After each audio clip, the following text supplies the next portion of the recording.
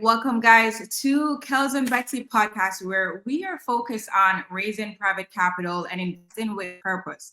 So, whether you are a new investor or even an experienced investor, understanding the art of raising private capital is crucial in today's competitive landscape.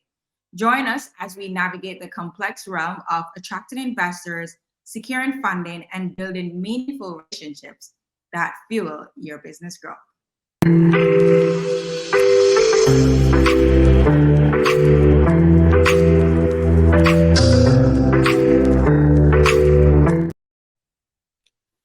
Welcome, guys, to our show. I'm your host, Kalisha, and I have my co-host with me, Betzy. What's going on? What's going on? Hey, Like, hey. fancy Yes, lights. so excited for today. I'm always excited. We have a very good friend with us today, so I'm very excited about that. Mhm. Yeah, how Fun. about you? How are you? Not bad. I think every time your screen comes on, I'm like, I want to see that whole light effect that you have at the back. So, guys, for those who are listening, Betty have these like really cool pink and blue lights. It kind of set the tone, so entire like room, entire vibe.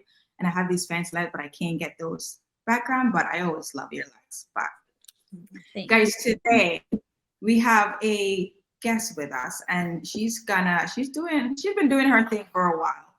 And what I love is that they're twins. She's gonna share her experience being a lender. She's gonna share her experience investing in real estate and also being a borrower as well. So she's like on both sides. So she's gonna give you guys a full scoop of how it is with private lending from the borrower side, from the lender side, and just her experience within the real estate space.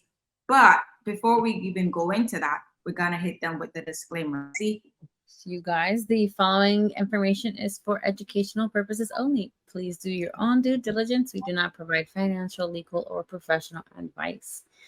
So, yes, every case is different, you guys. We want to remind you to please do your due diligence. Yeah, Mhm. today we have an awesome person. I'm very excited to just start and break it down with her and talk Wait, all about yeah. do you want to share the news that we have that you just told me about the stuff on iTunes and Spotify? Oh yeah, you guys, we're like one listen away. Probably by this video when it comes out, we will be at 1,000 listens on Spotify. So we're really excited about that. Thank you guys so much. We really appreciate it. Please remember if you are on there to answer the poll questions, answer the polls and answer the questions. That just Mhm. helps us get more visibility. And also, you guys, we have like almost 400 plays on Apple Podcasts. So we're really excited that our content is growing. We actually just this week reached 400 followers on YouTube. So you guys are awesome. Thank you so much. No, like when she told me, I was like, oh wow, people are actually listening. So we know we have our niche out there. We have our niche. We may not be like those big gurus, but we have persons who are very interested in what we have to say, the guests that we bring on. And also, guys, if you're listening or watching, just let us know as well, like what topic you guys want to talk about, which guests you want us to bring on, because we're on this journey with you. We are also learning as we go along when we hear different experiences from these guests as well. So feel free to send us any recommendations that you guys have. But without Yeah. further ado, let's welcome our This huh? journey has been amazing.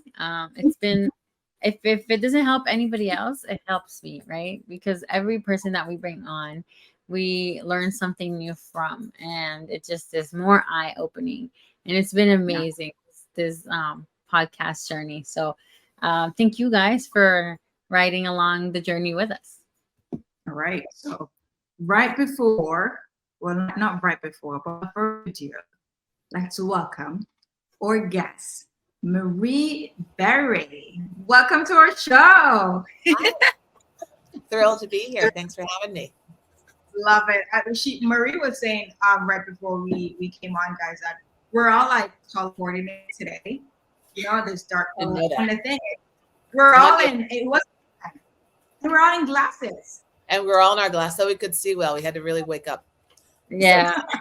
I wanted to see your beautiful faces. Thank you.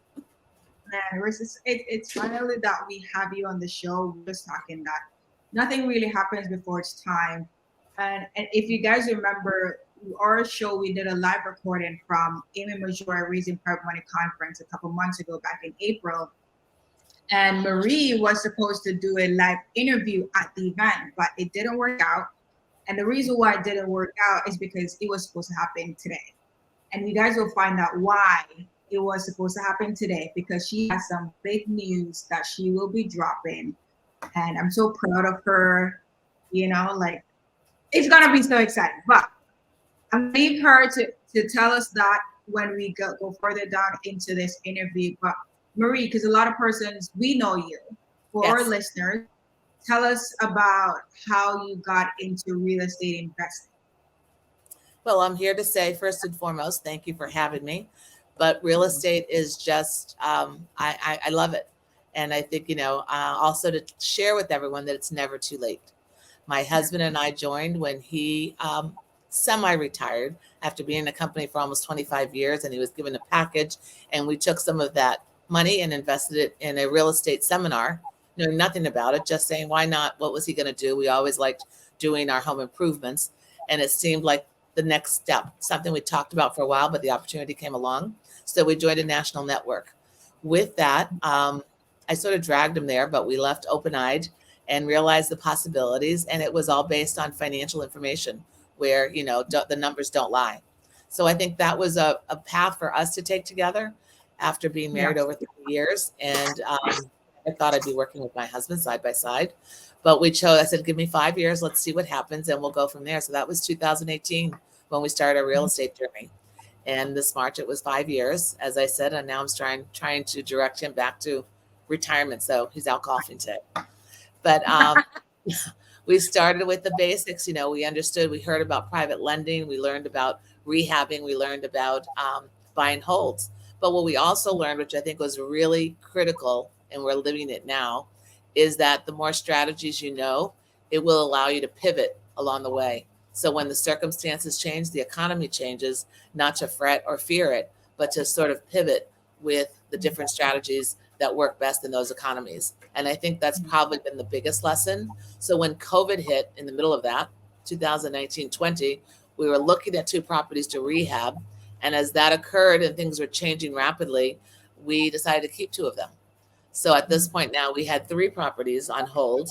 We were still flipping, but we had already, we were able to acquire something. And then during COVID, those 2 properties increased in value by $400,000. So all of a sudden, we had sold our big house. We didn't know where to go. We were getting ready to make a move. We couldn't find what we wanted, but we kept one of the little renovated houses. The other one was a little beach house somebody didn't want at the time. People were fearing during COVID, and they were getting rid of stuff. And that's exactly where the opportunity came along for us. We knew the locations. We knew it was a good opportunity to purchase. We had planned to flip them, but the numbers were too good to let go. Yeah. So we sat now on 2 other properties, and then right before things were changing, we found a duplex. And the duplex was our last purchase as the interest rates were just starting to go up. We'd worked with the same finance company closely. So in that 9-12-month period, we ended up with 3 properties. And it was the best thing that ever happened to us. So that was, we had done private lending. We had money left over. We had done the whole flip and the refinance. And now we had actually done a duplex. So we implemented all these strategies at once with a lot of help from our friends and from coaches. People we, called out and said, who's been through this journey before? I ask a lot of questions. Anyone who knows me will know I ask a lot of questions. Drives my husband nuts. But I want to understand it so that I can know what the next step is and try and anticipate. Yeah. So, so private lending was also part of it. We had a little bit of retirement money. So we're able to use that money. And we actually created a self-directed account. So that allowed us to lend and build some income at the same time. And with the other parts, we diversified. We put some in metals. We kept some in our self-directed, and we kept some still in our IRA. That's amazing. So tell us a little bit, like if we can go back, because you kind of like went over it. What was the first experience of you lending? Were you like, were you positive on the people that you were going to lend with? Like how was that experience? I think for me, and again now with the group that we're in now, We were part of a network, a national network, which gave us a little security. We had coaching. We had signed up for the program, which gave us our documents. We had our foundation. Our LLCs were established. We had someone looking out for us. We put our company in under Nevada corporate. So in Nevada, was where we were registered. And we found a real estate attorney, a small real estate. She's a person who has been in business for 20 years, but a solo practitioner. And we've become best friends. So when it really said, find your team, and our contractor is also someone we've been with for 5 years. Our realtor we've been with for 5 years. So we've been very fortunate. But the networking, getting back to your question, we invested within the network. So someone was doing property rentals, and when their first initial investment, they gave us interest each month. Now, usually we do a balloon payment at the end or receive a balloon payment at the end, but we were getting started. We were a little nervous, so we wanted to see the returns a little at a time, and they were willing to show us that. So, we worked with one of the coaches is where we started. And then it led from there other opportunities. Did you lend it first, or did you borrow money, private money first? I think we did both. I think we lent, and then an opportunity came up on a little house, $150,000 beach house. And my brother invested with us, was one of our first believers. So it was friends and family, where usually it wasn't. They tell you to use other people's money. We have, but we were very fortunate in that within our circle, my brother, first and foremost, was the one who understood real estate, was sitting on money he couldn't move, and it was just sitting in the bank. It was a perfect example of what we talked about. So I could give him double-digit returns while he was sitting at the bank, 5 or 6% back then, if that, even in the stock market. And he gave us $150,000. Whoa! So with that, did you do I know you're a part of the association, and I think I know what association that is. Do you also did you provide the standard promissory note, deed of trust, even though it was your brother? Oh, you did. Everything. I've treated everyone as a business, as a transaction, to be as transparent as possible, to be able to minimize any litigiousness, and we have not had to litigate anything, thank God, in 5 years. We've had a couple delays on some people that we lent to, but ourselves, we've always been able to return our money for the 7-8 projects we've done. Thank the Lord. So yes, we haven't. I mean, not to say it can't happen. It happens to the best of us. So there's always, you try to minimize. There is risk in real estate. We can't deny that. And I like that you put your disclaimer up there, because I think that's very important. But the numbers have to make sense. And with looking at your analysis, you have to allow for contingency, which we've always allowed 10 to 15%, as high as 15%. So that you always have wiggle room. Something could happen. It rains, something, you find a leaky roof that you didn't expect. The electrical doesn't become just a 1-room problem. It becomes a 6-room problem, whatever that is. And there could be delays along the way that could cost you in holdings. So it's really the whole package. You need to understand that. And that was that foundation. So they gave us the forms, the documents. We had promissory notes we could borrow. We had a lot of big swipe files. We had someone to call for a year and a half, and that was great. Our coaches were awesome. And that's where I met Amy. How are you finding these private money lenders? What strategies are you using? What marketing strategies are you using to find these people? So I'm a big believer in, I'm a big picture person. I like to share the picture and have everyone understand what's going on. I don't feel like I want to hide things. I want to be very transparent, and I don't want to let anyone to feel doubt. So I'm very open about explaining the process and being open to any questions and reassuring my private lenders. Well, that's the number one thing. As far as finding them, a lot of us through word of mouth, but probably understanding as you met people on the way, what the possibility was. Was this a candidate? Are sitting on listening to them and asking them questions? Are they sitting on the retirement funds? They're asking you about real estate. Well, how have you invested in real estate? What is your interest? So doing a little bit of due diligence on understanding the person, what their reservations might be, what their risk tolerance might be. And in having those conversations, then you go to, well, would you be interested in an opportunity that might be, 10 or 12% return over 12 months, annualized, and you explain the process. I started with just 12% annualized right from the start. Most of our projects were just 6 to 7 months, the little ones. Now we're finishing one that's taken 9 to 10 months. It's just under contract. I'm afraid to say it out loud, but it's been a 10-month project, which I got nervous on because I was ready for it to be finished in 6. We had delays with permitting. We had delays with our contractor, and that just put us back. So the market has changed since COVID, and that's where you had to allow for a little more extra time. But really, it's finding people along the way, some through word of mouth, but a lot of family and friends along the way, because it was people I was comfortable with, because I felt I could reassure them, because it's someone you know, like, and trust, and hopefully they know, like, and trust you before they lend you money. So building that relationship is truly key, and that's probably my strongest skill set. I'm definitely a relationship person.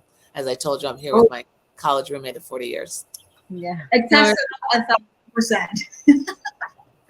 So true. So you were talking a little bit about delays from the people that you have lent to. How are you dealing with that? Are they keeping good communication with you? What's your processes? What contingencies do you have for that?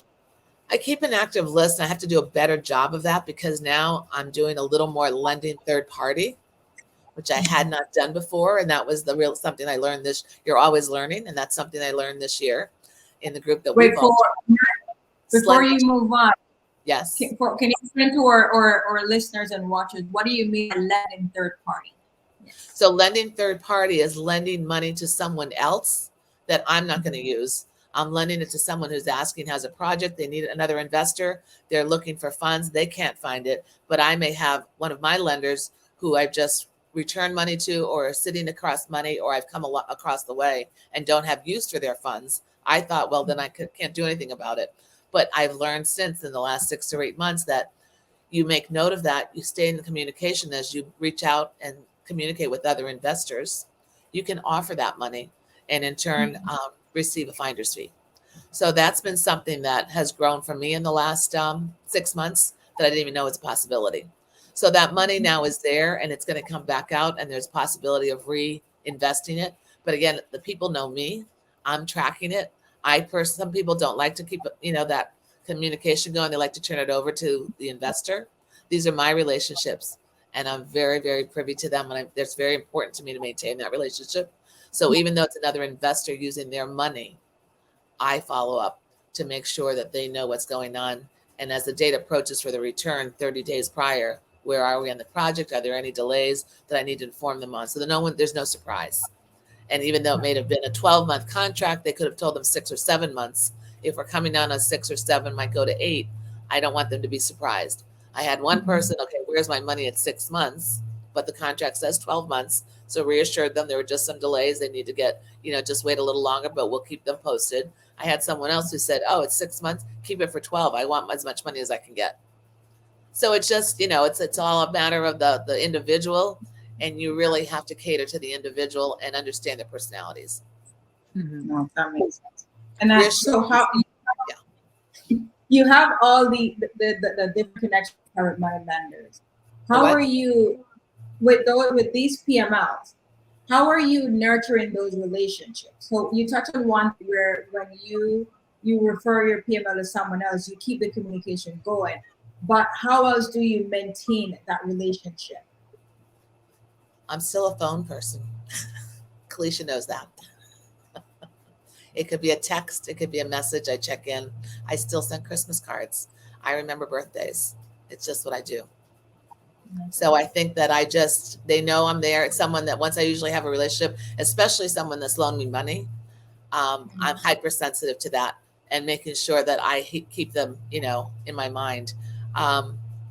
Nothing more than, I could be 3 months that I don't speak to them, like I said, but I do think I need to get better at that. And my hope is to develop a process similar to what you girls are doing. And I think it's key, because if that grows, that was not something I intended to grow. This is a new business model that right now I'm trying to keep a spreadsheet of what's been loaned by what date and when they were promised the monies, so that I can sort of track, and it gives me I can scroll through. Is there a date popping up that I need to call someone the next 30 days before the date expires? That's my ideal world.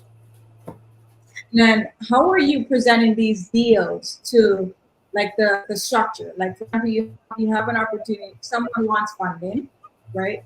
how are you explaining the deals? Do you have like a PowerPoint? Do you have a document, or is it all just over the phone? With my close lenders, most of it's over the phone. It's amazing. Yeah. There's people out there that have money, and I've come across money. I was told recently that I guess I'm trustworthy. I don't know why. I did a master class for a week. The person was somewhere up in Maine. I'm down in Connecticut, 6 hours away. Never met the person. At the end of the class, they said, I love some of your comments. I have $80,000. I don't know what to do with it. Can you use it for a project? Wow. So I had another one. I was on a mastermind with 4 women for a few months, and they were going to leave the country. She was younger. She had left her job. She was sitting with $110,000 in a fidelity. She said, I'm leaving the country for a year with our family. She's in her mid-30s. She says, can you use the money? And then when we finished, she rolled it over again with the earnings. So from 100, it went to 110, and that money's out right now, coming due in the next 3 months. So once you have it, oftentimes if it's someone that's truly sitting on the money and they don't know what to do with it, they're not interested in really investing outside of that. They would leave it parked in the 401k. They would leave it parked in the bank. Those are the key individuals that then you really stay in touch, because that money can be reused again. And as we've been told before, once you have a key body of PMLs, you private money lenders, you don't really need to keep looking, because you can go back to the same people if you understand their financial situation, what their interests are, if their experience, you want to make their experience, especially their first experience, to be ideal, because then they'll be more open to hiccups on the second deal. Yes. So making sure the most smooth possible transaction occurs the first time, I believe, is key. That's where the short-term ones come in. They give you money for 6 months and you turn it back, they're very happy. I really need that. I really need that sound effect or something that I could sprinkle on the screen where you can see gems, like those diamonds things just falling down on the screen. Yeah, just falling. Little stars, yeah. The champagne moment, yes. Yeah, and I'm like, yeah, that's something that I need. So I know one of the things is that, and a lot of persons said, is risk, especially when you're connecting your lenders to someone else. Especially if it's something, you may know that person. How are you conducting your due diligence on that particular deal? I asked to see the analyzer. I always go at the very basic. You want the purchase price, the estimated repairs, and the ARV. You can look up the property yourself on Zillow. You can look up the property on Google Maps. You want to understand the neighborhood. And what you could do is also look up niche.com. I started using that a lot. It tells you about the patterns, the school systems, and they rate the towns or the community as an A, B, or C town. I like my data. So I don't do a ton of it, but I like having it. And I've just learned to access a few that give me a comfort level that are easy for me to look up. But then I have their analyzer alongside it. The terms, how long and why, and what those funds are being used for. It could be for repairs. It could be for gap funding. They may not have an actual real estate number to go with it, because at the end, sometimes you went over and you need gap funding, $30,000, $40,000. That's acceptable as long as it's part of the big project and you know where it's getting used. And then I've gone as far as, coming down and visiting and looking at the properties, which is how you and I met, where I came down and friends of ours were doing one, and we had connected very well. We'd spoken for 2 or 3 months, and we said, let's go look at the property. And we flew down and we spent a day with everyone, and it was fabulous. It's such a great relationship builder. Again, it's all about you built the relationship. So by showing you what they were doing, by being open and transparent, sharing their community, sharing their documents, sharing the possibilities of what they might do next, all that is part of creating a long-term relationships that create growth and opportunities for both of you, because you don't know what the next opportunity might be. Yeah, you're so right. You're so right. But I know time is coming. It's coming closer. But Marie, can you share with our audience your big news? Tell us about your big news. My big pivot. Yes. Yes. So a thing for me is I've also been, although I don't do as many projects. I'm not as active doing all kinds of real estate projects. Wholesale, for some reason, was never been my It's quick. It's a nap down. That's not my, for some, I don't know if the two of you can relate to that. Wholesaling has not my strength. It has never been. I think because I lack the relationship building in that transaction. It's very, very transactional. So I prefer bigger deals. I found myself, I was in national sales, international sales. So I like bigger deals, bigger numbers. I can see the big picture, so I can communicate better on that level. And I think that it led me to like, but I needed cash flow. And reading about all the different changes that since COVID, the online opportunities have become incredible. The two of you are a perfect example of this right now. I'm so proud of you. And I love seeing everything you've done. Yes. And I think it's great. And you're seeing the results. You're seeing the results. So I felt like I had to push myself a little bit out of my comfort zone. And I did sign up for a program that was hearing about webinars. And I heard about a one-day event that was, about summits. I didn't know what a summit was versus a webinar. And I guess they're all basically the same versus a podcast. But this summit is where I'm inviting, building a list of followers. And I was encouraged and challenged to do a summit where you invite 10 speakers to speak on a subject matter close or related to private lending is what I chose. I will have 10 guest speakers. I am officially launching my first virtual summit on September 27th. I've confirmed 10 speakers. It will be Grow Your Wealth with Private Money. And we'll talk about the special ways or specific ways experts reveal how to earn passive income through real estate. So I hope to talk about passive income, whether it's affiliated marketing, whether it's doing an Airbnb, even starting with a room in your home. And then with that is an ebook that I'm finishing that will be offered to our VIPs. And the ebook is Top 3 Ways to Passive Income to Fund Your Dreams. And then followed by that will be more ways to passive income, because as I started doing the research, there's so much. And I just feel millennials need to know about it. I think passive income is great to supplement at any age. So whether you're in your 30s, in your 40s, in your 50s, getting ready to retire, or in your 60s to supplement retirement, the passive income, real estate is a great opportunity for that. But there are so many other ways you could do it as well. And I wanted to share that. Look at you. See? So here I am. This is big news in progress. And then, so tell us, guys, for those who are listening as well. So the event is September 27th. It'll be a one-day event, 9 to 3 p.m. Yeah. It will be on social media. I'll be doing some posts promoting it beforehand. It will be a half hour, 30-minute interviews. We'll probably take a break in between. They will be live. And then I will have a recording of everything that I will share also for the VIPs who sign up. It'll be a free summit, but if you sign up, you'll get a copy of the recordings. You'll get a copy of my ebook to download. And I'll also offer a 15-minute consult with me to ask any questions regarding passive income, real estate, or whatever you like. Wow. Amazing. How can people sign up? I'm sorry, and I don't have the URL. Will be growyourwealth.live.com. I'm hoping that will click, but I don't think it's live yet. So stay tuned, because I will be promoting it. I'll give it to you guys. You can promote it on your site, and you'll have the link. The landing page will come. It's being set up this week, and we'll be going live to get everything going this week.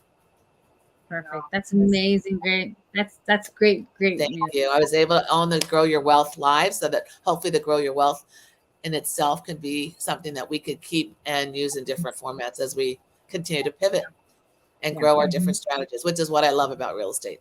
It never gets old, because there's always something new to learn and something new to do with real estate. Exactly. It's crazy, because 2 months ago, we're in September. So 2 months ago, actually less than 2 months ago, when Marie was like, okay, I'm going to do a summit. But I was like, this is crazy. I can't do this. This is too much work.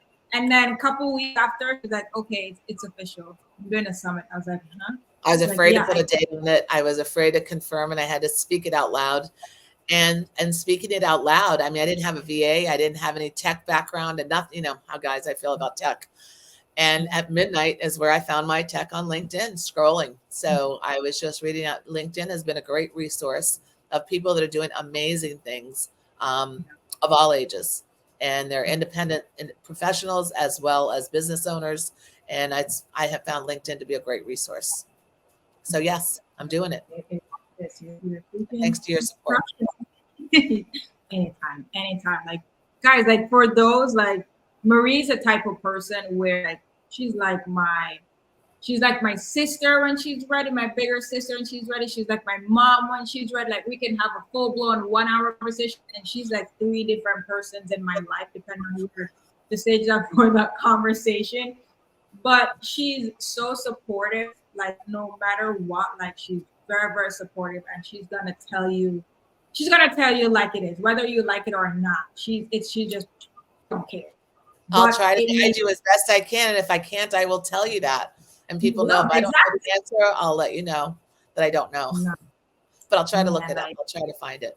But I love empowering you ladies. I have 3 wonderful daughters myself, 25 to 32. And I love seeing all of you grow.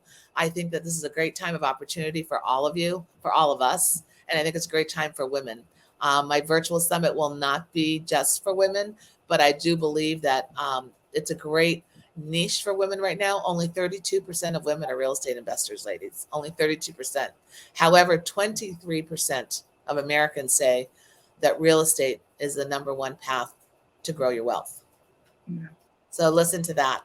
And that in itself is just so important, and shares, when people are operating in fear and, interest rates are too high, prices are too high.